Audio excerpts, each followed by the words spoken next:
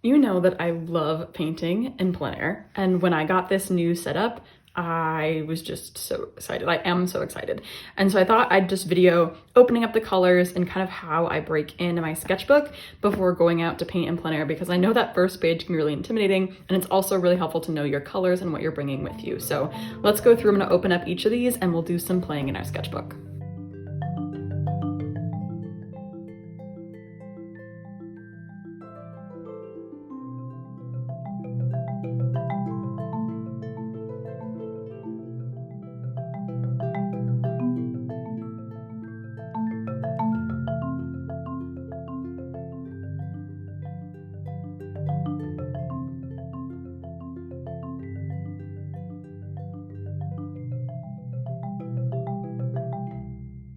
Okay, I have to admit that was like opening candy. That was very satisfying. So when I ordered this kit, I asked for 6 specific colors, and then Ian, the owner of Go Sketching, Just Go Sketching, also threw in a 7th color, and now I can't remember which ones I asked for and which one is the extra. So we'll just see if, I find 6 that are my favorites, and I'll kind of decide from there, and we'll explore them in my sketchbook. So this sketchbook kit has everything you need to be painting on the go. And I have many kits like this, except none actually like this. I have many kits for painting on the go. These sketchbooks are handmade, so there's a beautiful art on the inside of the covers. It is glorious, nice paper. And then the ingenious thing that he invented and created is this part. So what you do is you open up your sketchbook, you put these pages, slip that right there, and then when you close the pages, so I'm going to close it to, the first page because I'm at the beginning, those pages pinch that down, and then it comes with these clips. So I just clip in each side.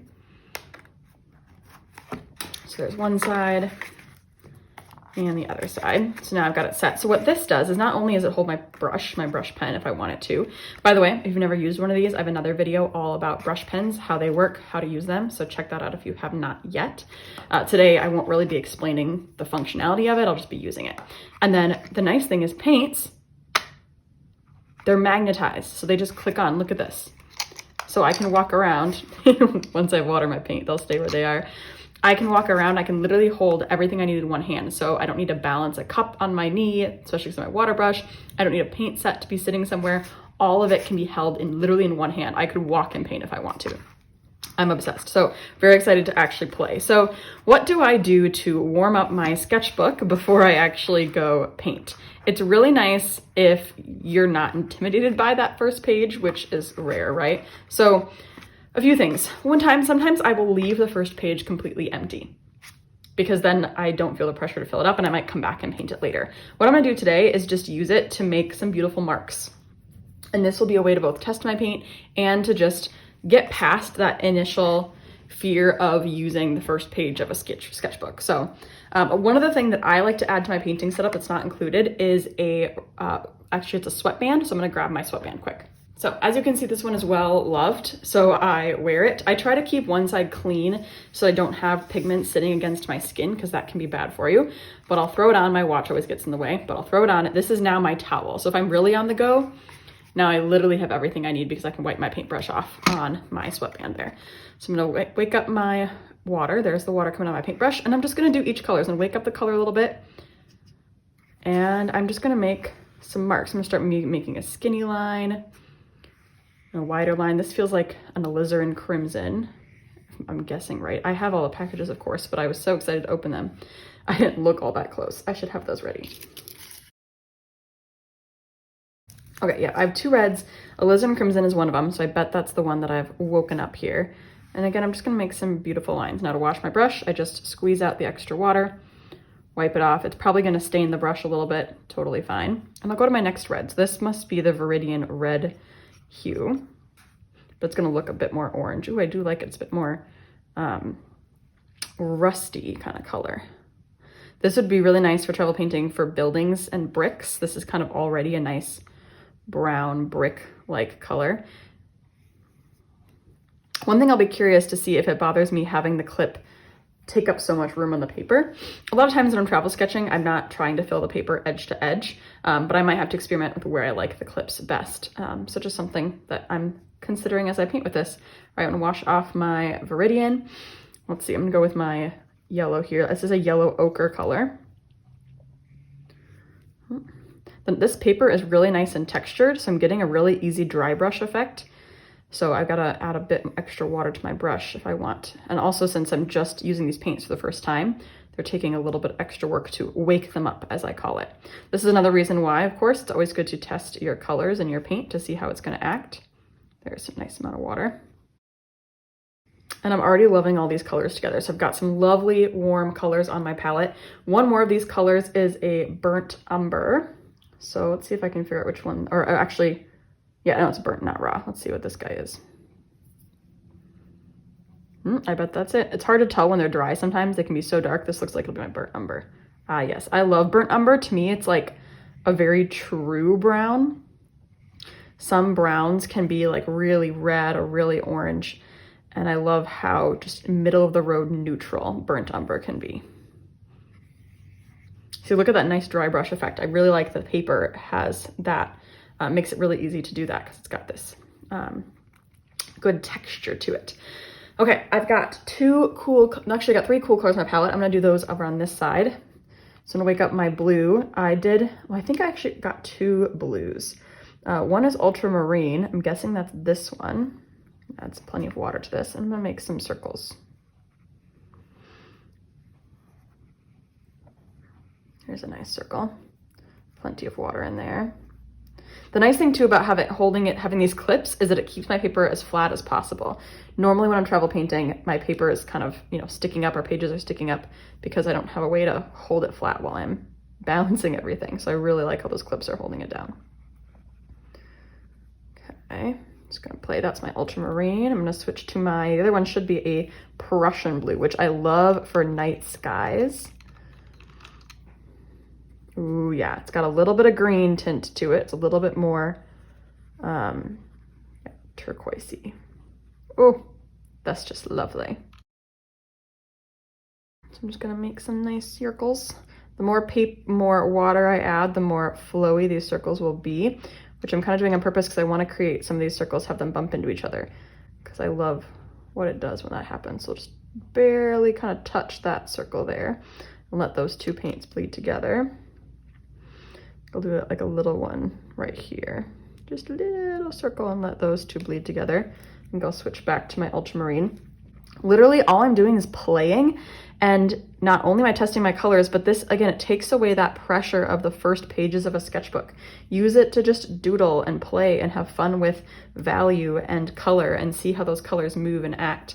All right, I've got one more cool color, which is this green. I have never heard of this green. It reminds me of a sap green from just looking at it, but it's called chromium oxide, which is interesting because it's green. So nothing in that name says green. This is a very opaque green. I'm gonna have to watch out for this green. You probably know that watercolors are transparent, but there's a variety. Not all of them are perfectly transparent. This green is much more opaque than most greens that I work with, which will be good to know. I might have to bring along an extra green. I like to work with pen as well. And if I'm using pen, this green is so opaque, I bet it would cover up the pen that I would use. So I either have to very much water it down to get it to be more transparent, or I'll just have to be more aware of that. So something to notice. Again, another good reason why we test our colors. Just gonna go around and add a few extra little circles and dots because that's fun. Maybe I'll try mixing now. So I'm gonna take some of my really opaque green, leave it over here on the paint palette. Some of my ultramarine. Oops, a little red got in there. And let's just put this a few places. Ooh, that's a very nice color. That is beautiful. That will make for some nice far away misty trees. It's kind of foggy blue-green color. Let's try adding some of our Prussian blue, which is a bit stronger. Ooh, I'm excited about this one. Oh, that's just lovely. Also, it's fun to go off the page. Sometimes we forget that our painting can get cut off, that things can go beyond the edge of the paper. So don't forget to let your paint and your painting go right off the edge sometimes. especially because we've got these clips on here. We're not gonna have to worry about like taping things down because this keeps it still, unless you want that clean edge. But actually, I think I'm gonna take this clip off and move it just a little bit. So now I can add a nice circle up in this corner. So I just might have to do that when I wanna get to more of the paper. Back to my oxide green. Lovely. I'm in love. This is amazing. All right, I'm going to wash off my paintbrush, which is so easy because it has water in it. I love these. So this is an amazing setup. I could take it with me anywhere I go. All I need is literally what I have in front of me. I don't need the table. I don't need a cup of water.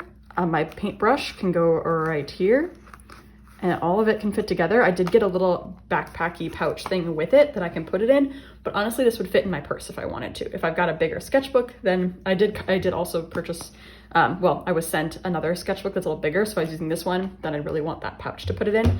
But I'm so excited to use this. And this, I hope, is a really easy exercise for you to just start in your sketchbook, do some lines, do some shapes, let them blend, let them bleed, and it's a ton of fun. Now, once this dries, my favorite thing I mentioned, I love to use pen. I'm probably gonna doodle on it because that's what I do. So I'm gonna start on the left side here, and then if this doesn't dry, I'll use my heat gun on it. Actually, this side isn't dry either, so I'm just gonna grab my heat gun. You'll notice if you are painting actually like en plein air out in the world, things dry faster because of air movement, and so in a home, in an enclosed space, high humidity, it's not gonna dry as fast. I notice when I'm painting outside, my art tends to dry a lot faster than normal. So just be prepared. You probably won't need a hairdryer or a heat gun when you're outside because it's gonna dry faster than you think. Okay, now I'm gonna doodle on it because it's dry. So I could just repeat some fun lines. I could do some wiggly lines. So I'm gonna start with that because that's fun. Maybe I'm gonna create some kind of dotted line, dashed lines. The pen I'm using is a permanent ink pen, so I could also do this before painting, or I could paint on top of it again, and it would still create, it would still stay permanent. It wouldn't get smudged or blended. Oh, down here. You could do some writing, so I could just maybe do some pretty cursive in here. I'm not that good at handwriting, but we'll see. Paint. This pen is kind of running out. Travel. Over on this side, what I like to do with these circles is I typically just kind of loosely trace a few circles, but when I say loosely, I'm literally holding my pen kind of far back, like halfway back, and I'm trying to not be super exact because the randomness of it is what's pretty. So I'm kind of just loosely tracing, and we'll do some kind of like sections of dots, kind of make a circle out of dots. But again, the fun of this is that you're just staying loose and enjoying the random collection of textures that you're creating, noticing how things interact so that when you actually paint, you know how things will act and how they'll look when they're done. And you'll do some kind of groups of lines. Again, it's fun to make it into a circle shape for some reason to me. It just feels more connected if circle is kind of the theme.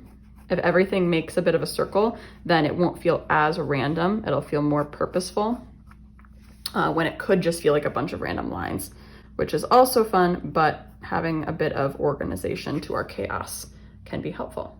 So have fun doodling when you get your next sketchbook. And if you don't have a setup like this, check out the description below for the links. I've got a discount code for you to use. And of course that bounces back to me a little bit.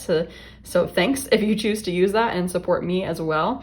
And support this amazing artist. You guys, this was made by an artist who likes to paint in plein air. And then he decided that there wasn't anything good enough to hold all his stuff. And he made this. Like, that is amazing all on its own. So why not? And one of the things I love too is, even though I chose a set that has paint, I did not buy into this, it was gifted to me.